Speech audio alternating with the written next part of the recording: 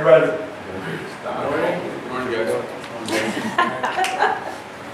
Oh, there you go. One, two, Alright. three. I don't know, belts to the floor? Hello, everyone. I'm Jackson. I'm James. I'm Dave. I'm Nicholas. I'm Jeffrey. And we are Triple Threat Trainer. So Mike Kellner, a certified athletic trainer and certified personal trainer, says that he sees kids in the high school weight room doing the wrong habits and working out incorrectly all the time. Now this is a problem when it comes to high school athletes because they're always trying to get ahead and they need to work hard to get ahead of the other players in their position. So they're always trying to work out in the weight room. But this brings us to our problem. The problem of young high school athletes incorrectly working out and not getting the most out of their workouts and becoming the best at their position in their sport. Now, we experienced this problem firsthand, didn't we, Nicholas? Yeah, we did. So, Did you really? we were together in the weight room, and we look in the corner and we just see this little kid. And he was obviously doing something wrong, so Nicholas, you walked up to him. Yeah, I walked up to him because I saw a little bit of myself in this kid. I walked up to him and I was like, easy cowboy, you're going to hurt yourself if you do it like that. Because he was not helping himself in the correct muscle group that he was going for. So I took it back to Jackson and I said, we need to bring this back to our business incubator class. Yeah, we needed to bring it back to the guys, and we knew that there was a problem that needed to be solved. So I'm going to turn it over to my colleague James for the solution to this problem. So we are a subscription-based company that packages and distributes workouts through our database for athletes for their specific position in their sport. And we also send an inspirational quote to get them going through the day. So these are three of our competitors, and they all have some things in common. Either they're too expensive, or they're hard to get to, or it's just inconvenient to find the workouts, such as Stack on their online website. So our total addressable market, which comes from the national U.S. Area, and we took that by finding how many kids play sports, and then also how many have a cell phone. So 152 million for our total addressable market, and then our serviceable addressable market, which is just in the Chicagoland area, is 7.8. And then here we have some of our key customer relationships and channels. The text and Gmail, as James went over earlier, is how we're going to distribute the workouts to our customers. We send them the text or the email daily with their workout. And then Instagram is one of our key customer relationships because we post and send out updates on what we do, what's going on in the business. And we also promote ourselves with a link in our bio to our website. And then the Instagram is just really important. A lot of high school athletes use Instagram. And then these are some of our key marketing tactics: social media, news or PR, and Google SEO. Social media, all high school athletes who have a cell phone, they're pretty much guaranteed to use social media. That's just what high schoolers do. So that's a really easy way for us to reach all of our market. It's low cost too, so most of it's free unless we go out and buy an ad, which we have done. And it's just a really good way of reaching our market. And then Google SEO, we would like to boost ourselves so that if someone searches, let's say workouts, personal trainers, will be one of the first results that comes up. They'll click on our website right away. And then the news or NPR, we're a pretty charismatic group. We do some pretty interesting stuff, I'd like to think. So if we could get some attention by that and get our names out there, that would be really helpful. And then here I have a screenshot of our Instagram. As you can see, we have a couple of posts. This one promotes our website. This one has a survey that we asked our followers to take. And we have a quick little description of who we are in the bio and our website. And it's just a really easy way for our customers to get to our website and see what we do. And then here we have our 5-year revenue model. Our two revenue streams, we have two subscriptions, 2 weeks for $10 and 1 month for $15. And that's our only revenue stream. And then, as you can see, we don't have any cost of goods sold because with the model we have, it's very difficult to put a cost per the good that we use. So it's just, we put all the costs in SG&A. And then, so our SG&A for year one is broken up like this. It's $7,400 total, with $2,600 into administrative, $4,000 into marketing, and $800 into legal and consulting. And then for the rest of the years, the totals are broken up like this: 13,000 in year 2, 65,000 in year 3, 177,000 in year 4, and 373,000 in year 5. As the business grows, the costs grow too. And then also in years 4 and 5, we take salaries of 20,000 each and 40,000 each, assuming we do that well.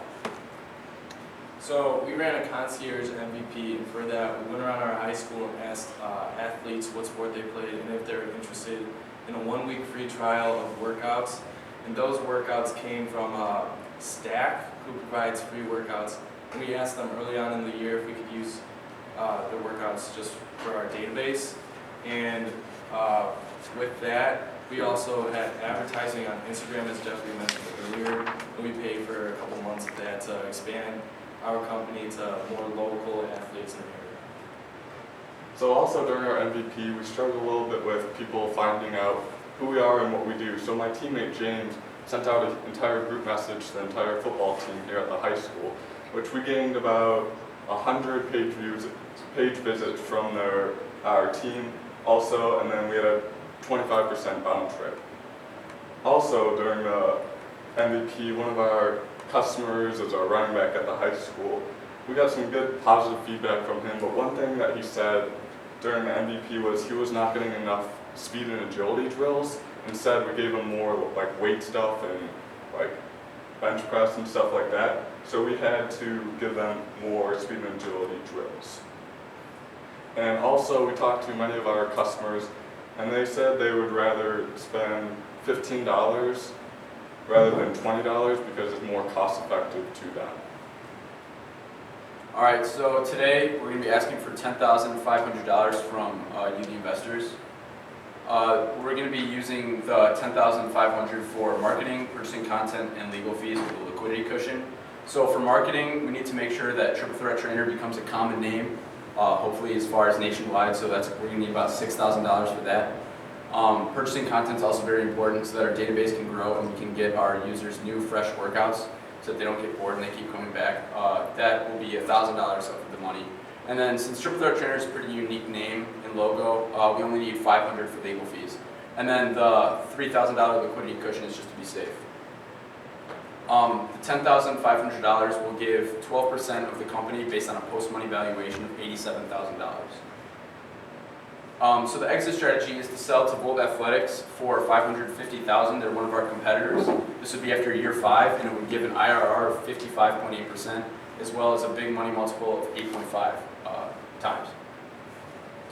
So Triple Threat Trainer has the goal of making athletes become the best that they can be all across the nation, all around the world. There's one thing to remember though, is stay fit.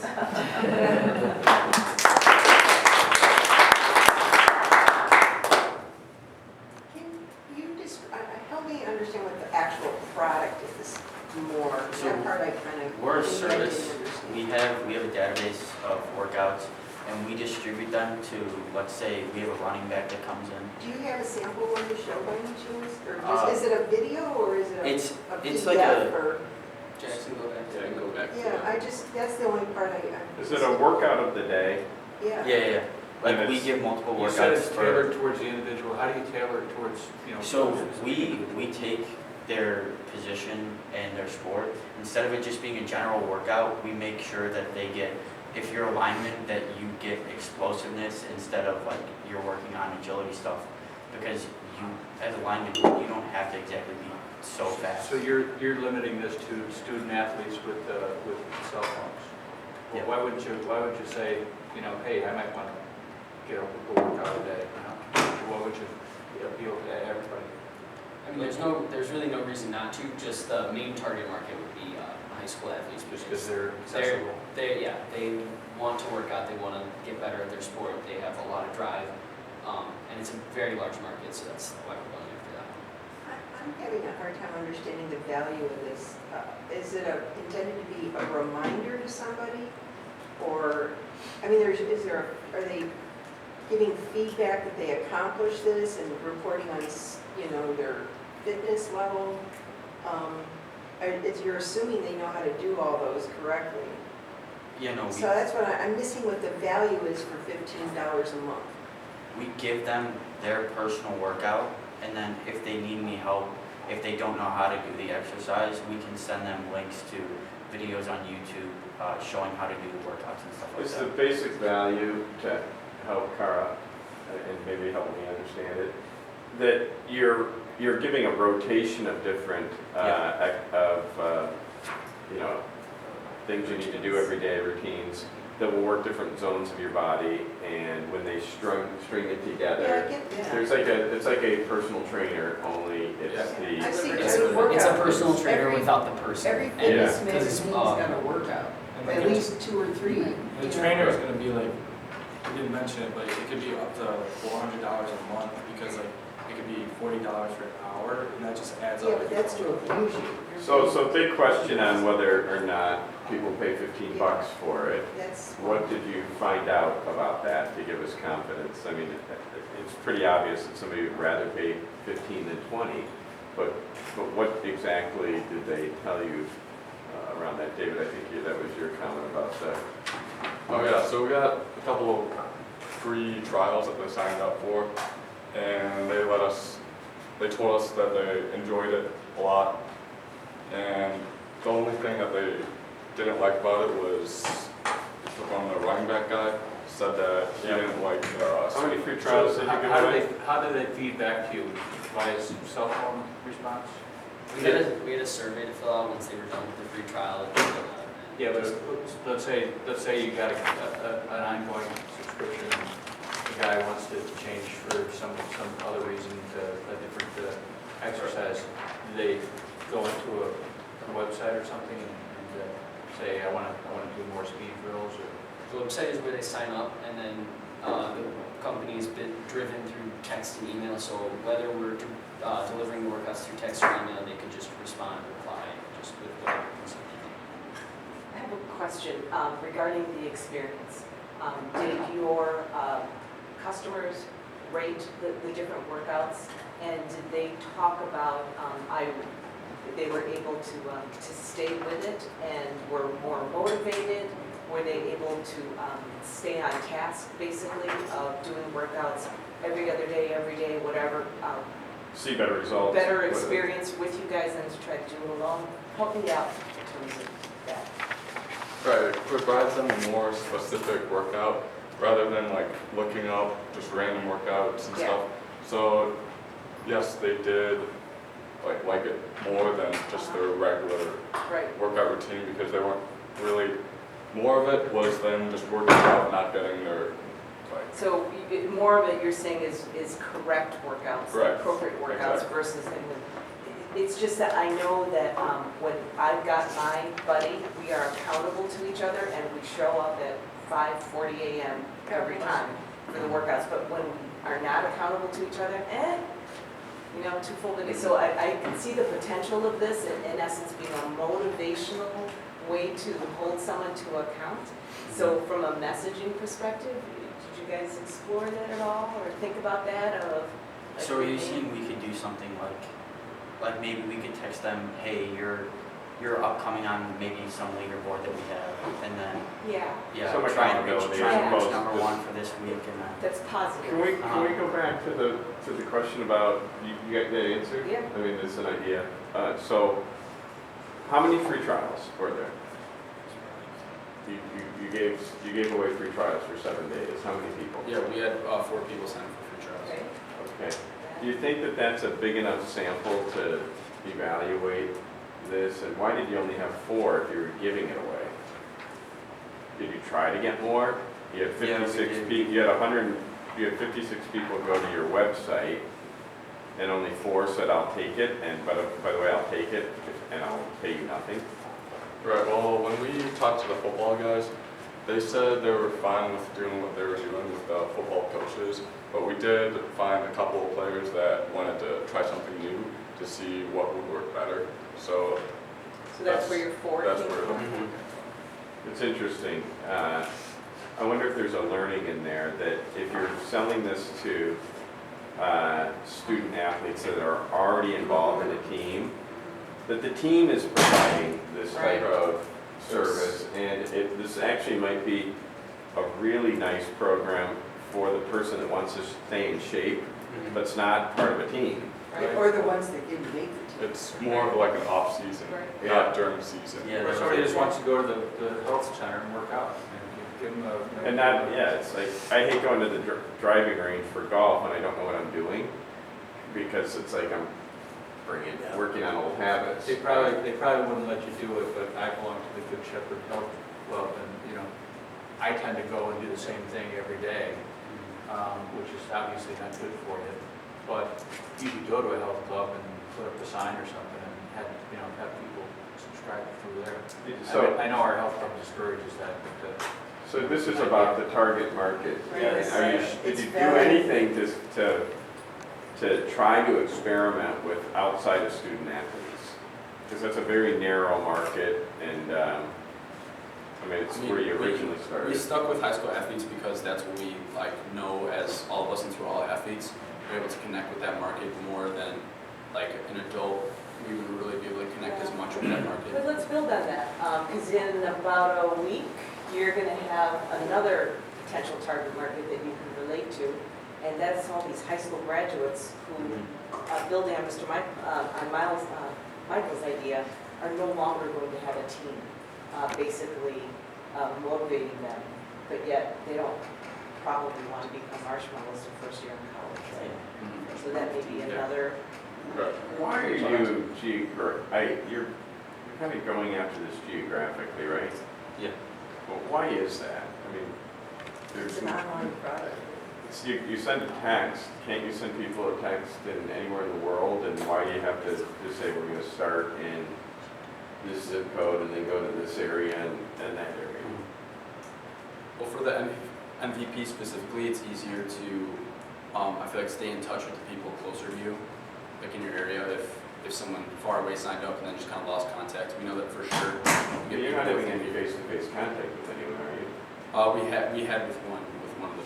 So I think in order to make this business scalable at $15, you need thousands and thousands and thousands of users. And the only way to get thousands of users is through digital advertising. You're not going to go like door to door. You're not going to go into teams and sign people up. Your MVP won't be the scalable way to go and get this. You're going to get you're going to try to go viral, right? Or do something where you get a big following and there's a high referral base. And I think the only reason people are going to do this is if they find results. Like, hey, God, I can't believe their workouts. It's like all of a sudden I'm in way better shape than I was 2 weeks from now. I'm in better shape than I was 2 weeks ago. I could think of like 5 different demographics that you could be working on outside of the high school, because the high schoolers, they have a program. I have a freshman in college, and I want him to tell me what to lift. And I'm like, so I'm going to buy your product, because you'll tell me. But think of for a price, sure. Yeah, well, think of men between the age of 25 and 50 who want to work out and are not involved in any sport. Women that have just had children and they want to get fit. So you have a program for that. I think I think it's got legs. I just don't think high school kids are not. Pay for it. You should broaden that out, and I would use that as your last channel for revenue. Because there's other ones that have just disposable income that would do it. I would do that. You could also add a simple calculator into the emails that shows like a progress. I was just thinking you could do the math and add up how many bench presses they've done in a week, and then show a bar of men your age. Typically, this is what a very fit athlete would do, 100 bench presses in a week. Your workout's done 10, or, I mean, it just added up, and you could just have a simple calculator that just keeps telling them and motivating them. You've done 100, you've done 200. You're 50% of the way towards a really fit person.